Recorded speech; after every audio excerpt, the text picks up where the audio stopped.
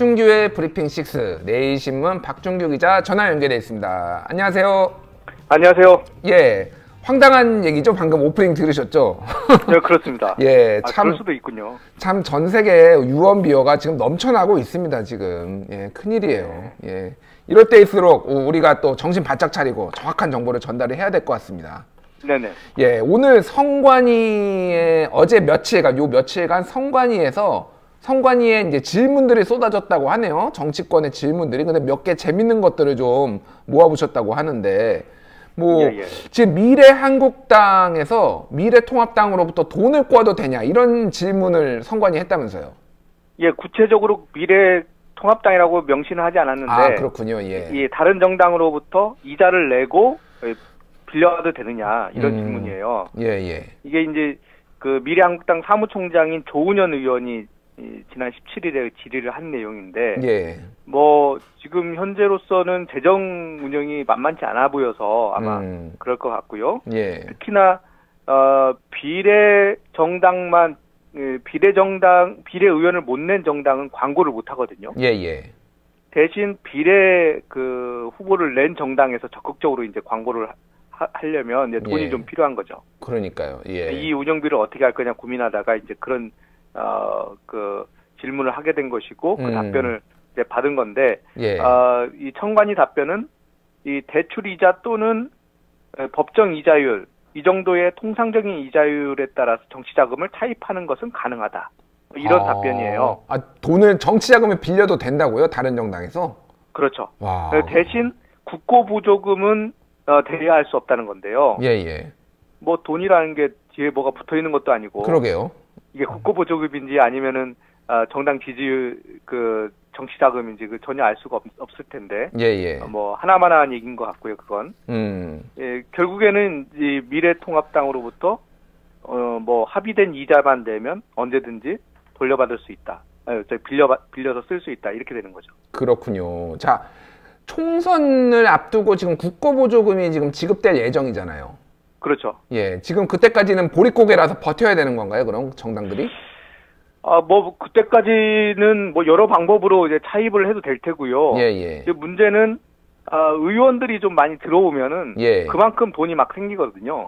의원 숫자에 따라서 그 정당 보조금이, 국고 보조금이 지급되는 액수가 달라지죠?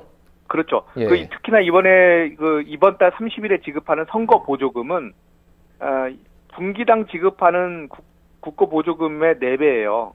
그런 1년에 4차례 지급되는 거를 지금 선거를 앞두고 한 번에 지급을 하는 거군요. 그러니까. 전체적으로 보면은 총 이 선거가 있을 때는 2배의 국고 보조금을 받는데, 평상시에 받던 분기별로 받던 것은 그대로 받고 선거에 임박해서 선거 보조금을 한꺼번에 받는 거죠.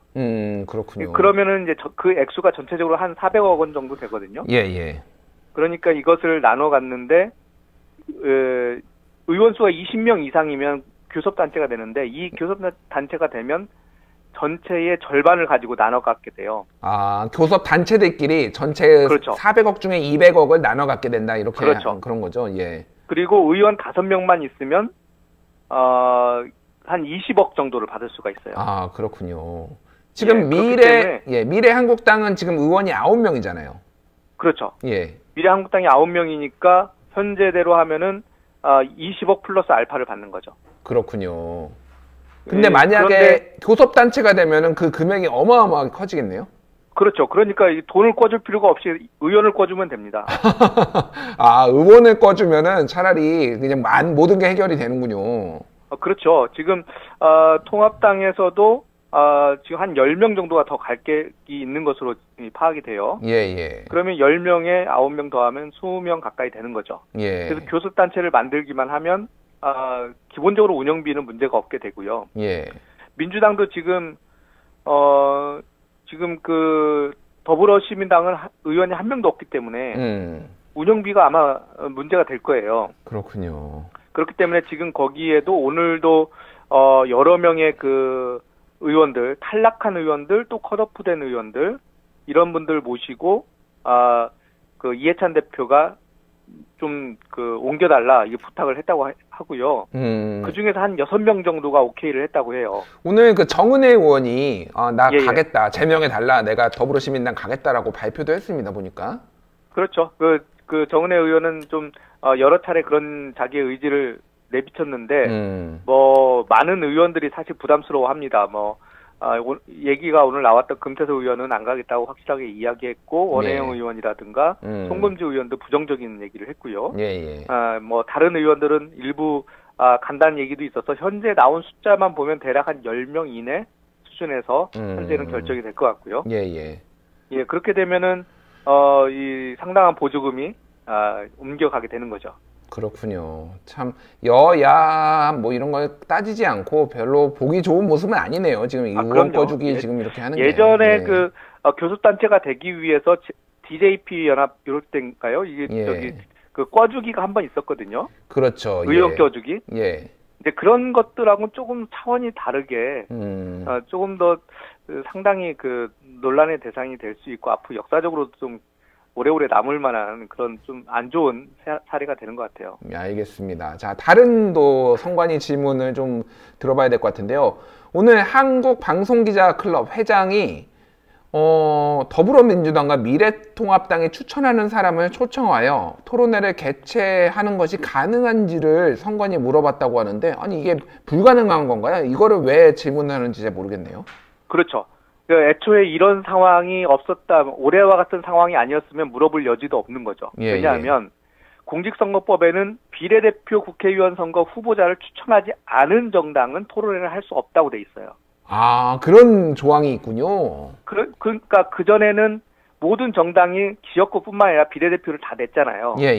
그렇기 때문에 그런 논란이 전혀 없었어요. 그런데 이번에는 제1당과 2당이 비례대표를 안 내잖아요. 그렇네요. 그러니까 이 두 당은 중앙선관위에서 주최하는 토론회에는 못 나갑니다. 아, 못 나간다고요?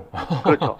그렇기 때문에 그러면 방송사에서 주최하는 토론회는 어떻게 해야 되느냐를 물어본 거죠. 아, 방송사에서 주최하는 거는 그래서 답변은 뭐라고 했습니까? 답변을 할 수 있다예요. 아, 할 수 있다. 방송사에서 하는 거는.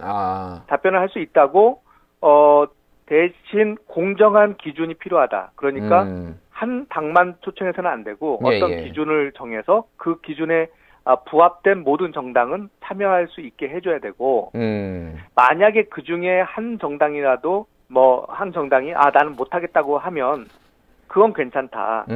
기회를 줬는데 본인이 포기했다면 그것은 정당한 그 절차를 밟은 것이다. 이렇게 유권 해석을 해줬습니다. 만약에 교섭단체 정당만 부르겠다 이렇게 하면은 그건 안 되나요? 가능합니다. 그것도 가능하고요. 그래서 지금 한국방송기자클럽에서는 더불어민주당과 미래통합당만 부르겠다는 거예요. 아, 양당만. 그리고 순차적으로 불러도 돼요. 한꺼번에 불러서 토론해도 되지만 먼저 더불어민주당을 먼저 불러서 한 명에 대해서 토론을 하고 또 그 다음 날에는 미래통합당을 대상으로 해도 돼요. 아, 그렇군요. 순차적으로 불러도 되고 같이 불러도 되고 어쨌든 그거는 방송사 재량이지만은 기준이 있어야 되고 그 기준을 지켜야 된다라는 것은 명확하게 선관위가 얘기를 한 상태고요. 그러니까 공정한 룰이 필요하다는 거죠. 알겠습니다. 자, 이것도 황당한 건데 국민의당 안철수 대표가 있는 국민의당이 선관위에 안철수 탈을 쓰고 선거운동해도 되냐고 문의를 했다면서요. 그렇죠. 지금 이 문의한 그 내용은 지역구 후보자 없이 비례대표 후보만 내는 국민의당이 이번 총선에서 선거운동할 때 선거 사무원, 그러니까 선거운동하는 사람들이 안철수 당대표 인형탈을 쓰고 선거운동을 해도 되느냐 이런 질문이에요. 답변은 가능하다 이런 답변이 나왔습니다. 그러니까 이 안철수 당대표를 전면에 내세워서 탈을 쓰고 이렇게 돌아다녀도 상관이 없다 이런 얘기죠. 최근 국민의당의 지지율이 굉장히 많이 높게 나오고 있어요. 그 긍정적인 그 내부에서는 긍정적으로 볼 텐데 사실 안철수 대표를 빼놓고는 내세울 게 이제 없는 당이에요. 지금 뜯어보면은. 그러니까 안철수 대표 탈을 쓰고서라도 운동을 하겠다 이런 의지로 보이네요, 이게. 그렇죠. 안철수 대표가 사실 이 대구로 가기 전까지만 해도 거의 바닥권이었는데 지지율이요. 대구에 가 있으면서 지지율이 좀 많이 올랐어요. 그래서 다시 지금 복귀를 해서 많은 사람들이 걱정하기도 합니다. 예. 복귀를 했기 때문에 이제 발언도 많이 하고, 이제 지금은 화상으로 하면서 격리 조치돼 있는 상황이거든요. 예.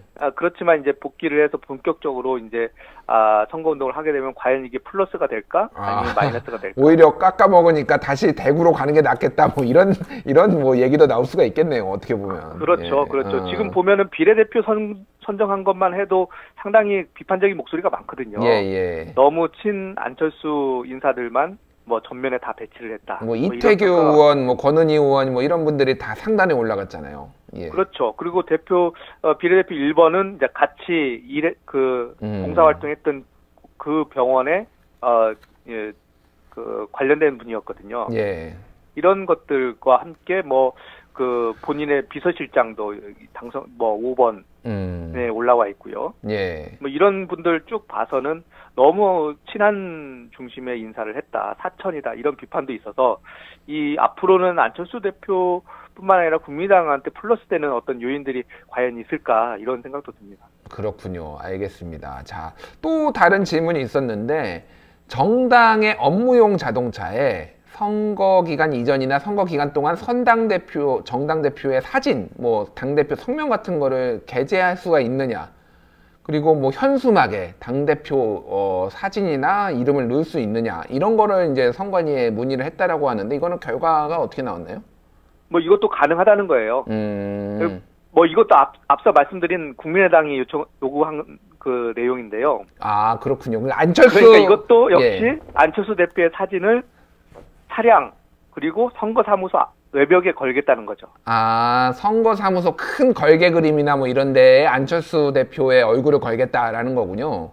그렇죠. 아, 그렇군요. 그러니까 전반적으로 보면 안철수 당이라는 그 이미지를 적극적으로 내세울 계획인 것 같고요. 왜냐하면 이 국민의당을 여론조사할 때 안철수 대표가 새롭게 만든이라는 수식어 구를 넣게 되면 지지율이 더 올라간다고 그래요. 아, 여론조사를 해보면은, 그러니까 사람들이 지금 국민의당과 안철수라는 게 이제 하도 정당이 많으니까 매치가 잘 안 되는군요, 지금. 예, 그렇죠. 국민의당은 예전에 없어졌다 이렇게 생각하시는 분들도 많고, 그렇기 때문에 지금 나온 국민의당이 정말 안철수랑 관련이 있을까 이렇게 생각하시는 분도 있기 때문에, 그냥 국민의당을 물어봤을 때와 안철수 대표가 만든 국민의당 이렇게 물어볼 때는 그 지지율이 서로 다르다는 거죠. 예, 참 재밌는 선거판이네요. 알겠습니다. 자, 열린민주당 얘기를 좀 해보죠. 저 비례 명부가 이제 확정이 됐는데 상당히 공천 과정에서 잡음이 많았습니다. 예, 그 일정 부분 확정이 된 다음에 이것을 가지고 그 투표를 통해서 이제 결정을 하려고 했는데 어젯밤에 이제 일이 생겼어요. 어젯밤에 서정성 후보에 대한 논란이 이제 불거진 거예요.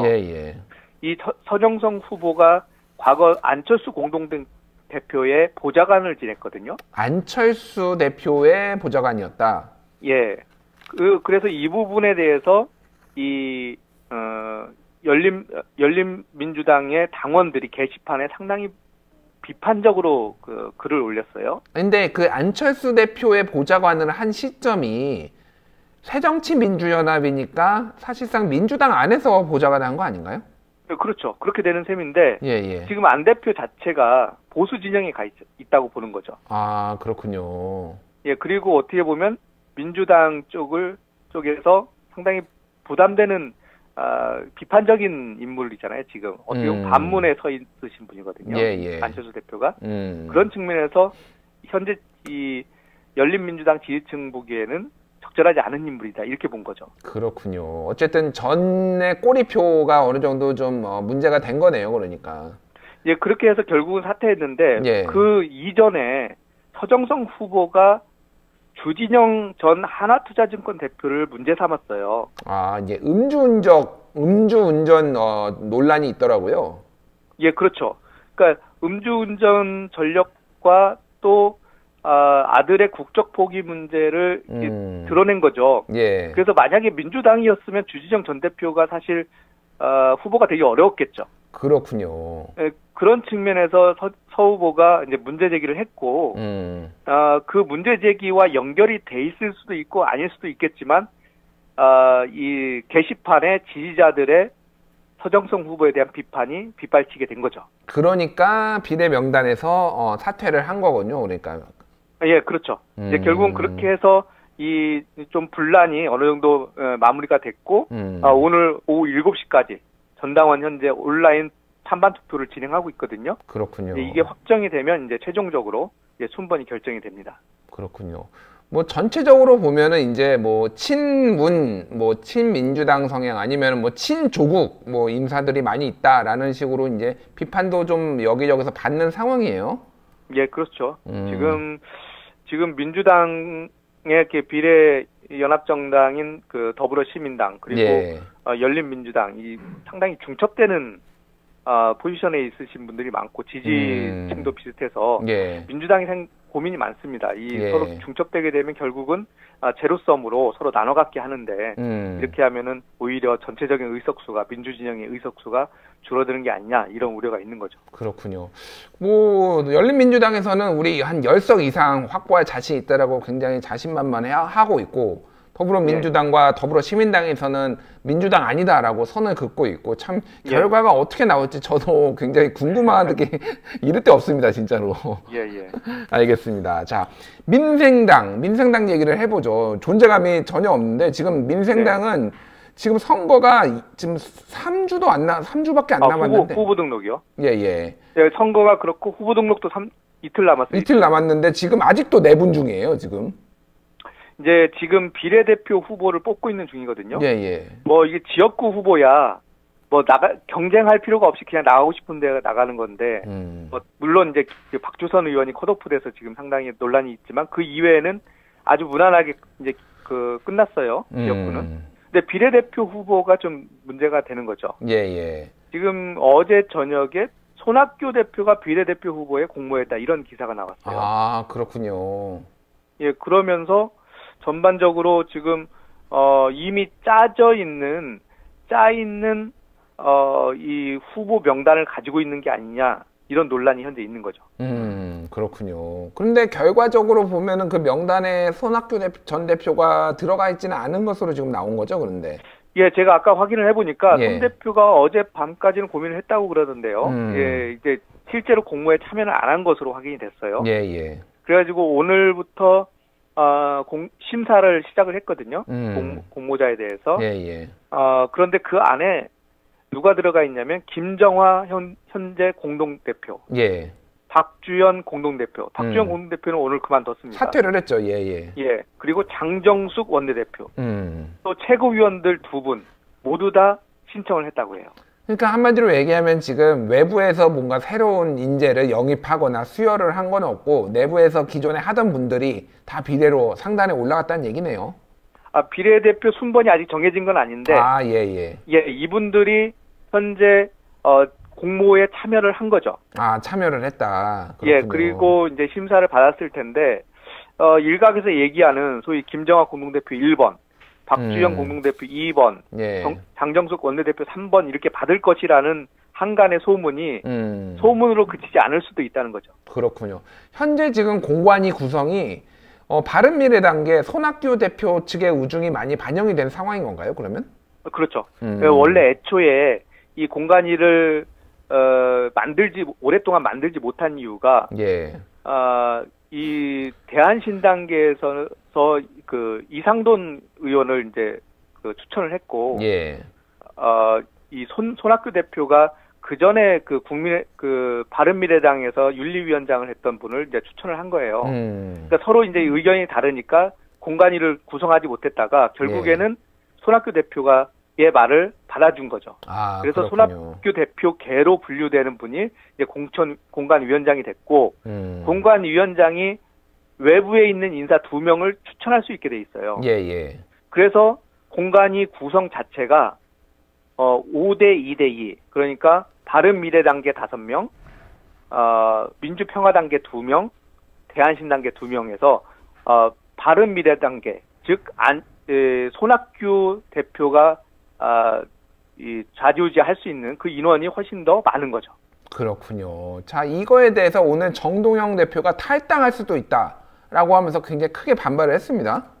예, 그 정동영 전 대표 입장에서는 이런 그 상황 자체를 받아들이기 좀 어렵고, 또 이것이 본인의 선거, 그 현재 그 전북에서 이제 출마를 한 상태인데, 예. 선거에도 도움이 안 된다 이렇게 본 거죠. 그래서 어제 저녁에 손 대표에게 본인이 최후 통첩을 했다 이렇게 말을 했고요. 그래서 만약에 이게 이러한 현재와 같은 방식으로 밥그릇 챙기기 싸움만 된다. 이 얘기는 비례대표 순번을 나온 걸 보면 금방 알 수 있을 텐데, 손학규계 전반적으로 다 가져가게 된다면 이런 얘기예요. 그렇군요. 그러면 예. 이 원래 그 합당했던 것을 깨고 민주평화당은 다시 나올 수 있다 이런 얘기죠. 아, 참 선거 지금 3주 남았는데 아직도 와 깨고 말고가 지금 얘기가 나올 정도로 정말 민생당은 정말 한치 앞을 알 수가 없는 상황이네요. 알겠습니다. 자, 네네. 더불어시민당 얘기를 좀 마지막으로 해야 될 것 같은데, 지금 네네. 시민사회 인사들 이제 비례 순번까지 다 결정이 됐는데, 양정철 민주연구원장이 이 인사들 인선에 깊숙하게 개입을 했다라는 게 이제 언론 보도로 나왔습니다. 그렇죠. 그 제가 네. 더불어시민당에 지금 확인 요청을 했는데 아직 답변을 제가 못 들었기 때문에 이것은 지금 들으시는 우리 청취자분들도 이것은 일종의 의혹이다 이렇게 보시면 될 것 같고요. 의혹, 예. 예, 그 보도에 보면은 비례 1번, 2번과 이제 양정철 그 민주원장이 직접 접촉을 했다는 거죠. 1번은 직접 접촉을 했고 2번은 그 해당 단체에 접촉을 한 거죠. 예, 예. 그래서 본인의 이야기도 다 들어보니까 어느 정도 양정철 원장이 이제 개입을 한 것으로 이제 확인은 되는데 실제로 이 양정철 위원장의 얘기를 제가 직접 안 들어서 예. 이러한 의혹 자체가 현재 나오고 있고 이것이 어디까지 파장이 확대될지는 한번 좀 더 봐야 될 것 같습니다. 이제 뭐 의혹이 사실이라는 거를 전제로 한다면은 뭐 양정철 원장이 직접 이렇게 적절한 후보자들을 만나고 추천하는 거가 뭐 문제가 되느냐 뭐 이런 의견도 있거든요. 예, 당연히 그렇죠. 예. 충분히 할 수 있는 거고요. 그런데 문제는 이제 문제 제기를 하는 쪽에서는 지금 현재까지 이루어지고 있는 이 시민을 위하여 를 플랫폼으로 만드는 것부터 시작을 해서 진행하고 있는 모든 것들이 양정철 위원장의 손에서 다 움직인다. 양정철의 큰 그림 아래서 지금 모든 게 움직이고 있다라고 이런 그렇죠. 식의 이제 그림을 그리는 분들이 있는 거군요. 당연히 그릴 수도 있고요. 실세라면 할 수도 있는데 이것이 민주적 절차를 왜곡시켜서는 안 된다는 거죠. 그렇군요. 이 민주적 절차라고 하면은 이 공모하는 과정들, 또 그것을 심사하는 과정들이 좀 더 투명하고 또 이것이 정당한 어떤 이 국민들에 의한 공증 이런 것들이 이루어져야 되는데 그런 거 없이 몇몇 사람들에 의해서 만들어진 거라면 이것은 문제가 될 수도 있는 거죠. 예, 알겠습니다. 상황을 좀 더 지켜보도록 하죠. 잘 들었습니다. 지금까지 프리핑6 내신문 박준규 기자였습니다. 감사합니다. 감사합니다.